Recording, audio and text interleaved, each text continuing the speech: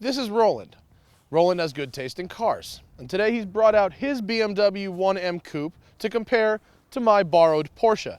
We're going to find out if Roland spent his money wisely, and we're going to find out if I like my car better than his car.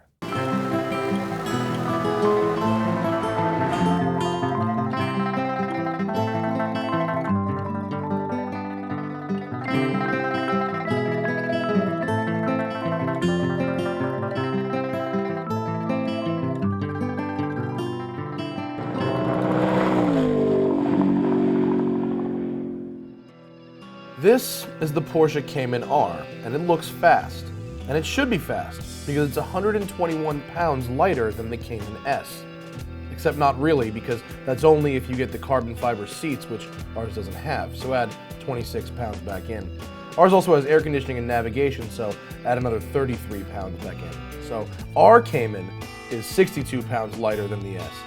Factor in my fat ass and just call it even. It's got more power though, 10 more to be exact, from a new exhaust and flash, and as always, the 3.4 liter flat 6 sits low and in the middle. Porsche says it will do 0 to 60 in 4.8 seconds and top out at over 170 miles an hour. It's even somewhat practical with 2 trunks, cup holders, and good fuel economy.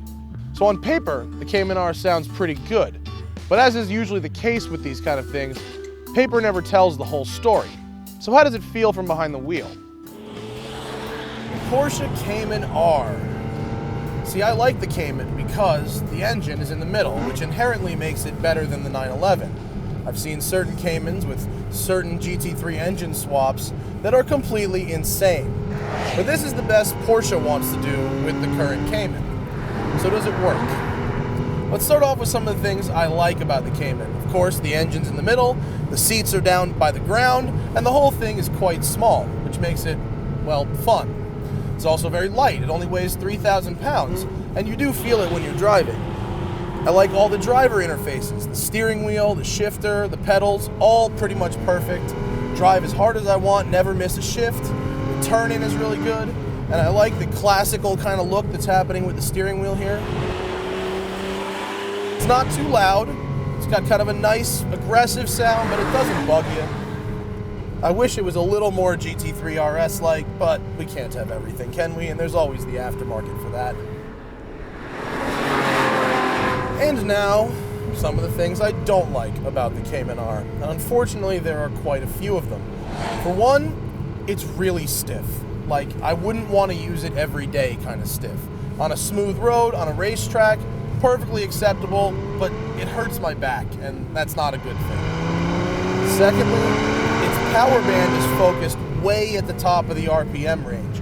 Peak torque is in the 4,000 RPM range, and it redlines with peak horsepower at 7,400 RPM. So unless you really beat on it like a Honda S2000, it's just not that fast.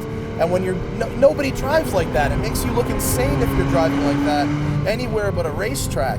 And so around town on a daily, day-to-day level, it's just not that fast. It's the bottom line. For $80,000, I should get a lot more than 330 horsepower and 273 pound-feet of torque. Lastly, the brakes. I gotta be honest, they aren't great. Yes, the car is light, and yes, it will stop in a reasonable distance, but you need a lot of pedal effort, and I expect a little more for my money. Carbon ceramics, you can get them, $8,000 extra. Now, although the overall driving experience in this car is very good, the interactions are great, it makes you feel a little like a racing driver, there's another car that I'm thinking of that's better at almost everything else for less money. And it seems he's right up my tail right now.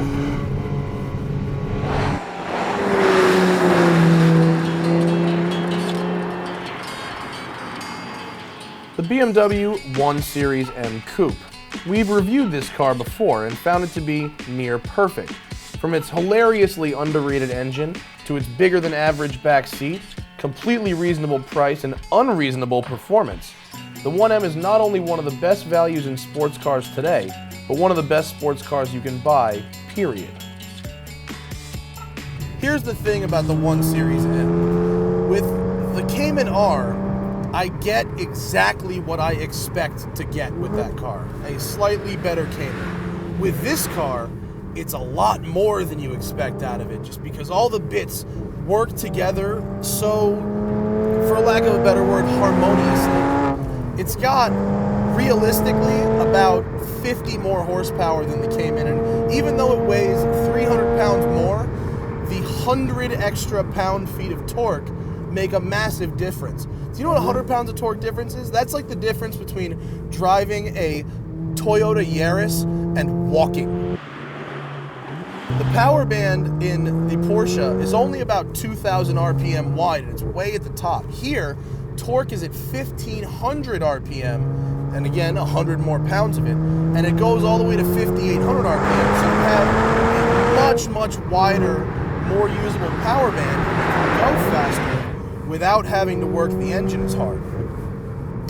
Of course, you don't feel quite as low, it doesn't feel quite as pure sports car as the Porsche, but the practicality of the whole package, the user-friendliness of the whole package, the fact that these seats are holding me in through the corners, but they're also soft when I sit in them, that makes a big difference. I'm a lot more comfortable in this car for a road trip. For instance, when we tested this car, I put 1,500 miles on it, and I can't even imagine how my spine would feel after 1,500 miles in that Porsche.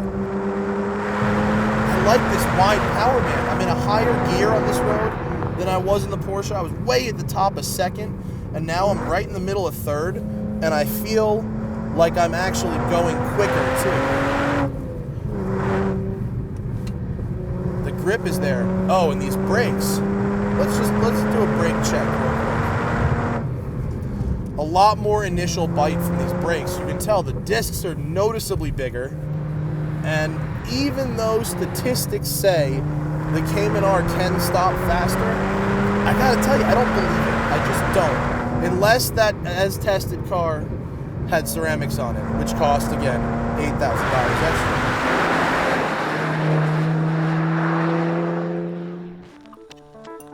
Okay, Roland, did you make the right buy? I believe I did. I think you did too. In fact, I think unless I had a racetrack membership, I'd rather have that than this, right? And if I had a racetrack membership, I wouldn't want this. I'd want like a 993 Turbo or a 996 GT2 or something that was legitimately fast. You can get a lot of car for $80,000. You can. It's like Z06 money. It's, you know... Close to a GTR. Yeah, any number of used Porsches, GTRs, M3s, like, you know... This car, it's fun, but it's just not that fast. And if I'm going to spend 80 grand on a Porsche, I want fast.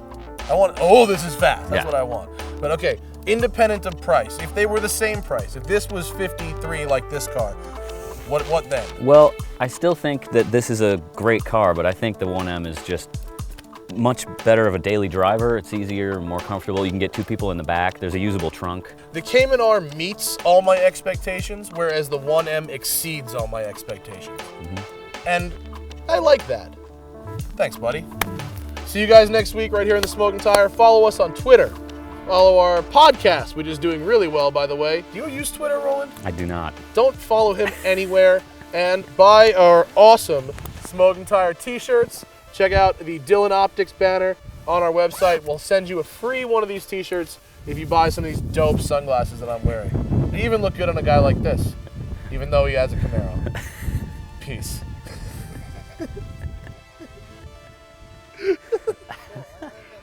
We're here shooting it on contour. No, I'm Neil Man. I need every camera here.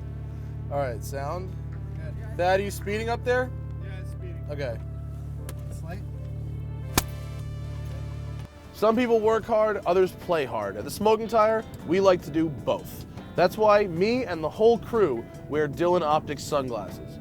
This technology helps us go home with our eyes not on fire. And really, who doesn't want their eyes to not be on fire? So if you go to the link on our website and buy a pair of Dylan Optics sunglasses, I will send you a free Smoking Tire t-shirt.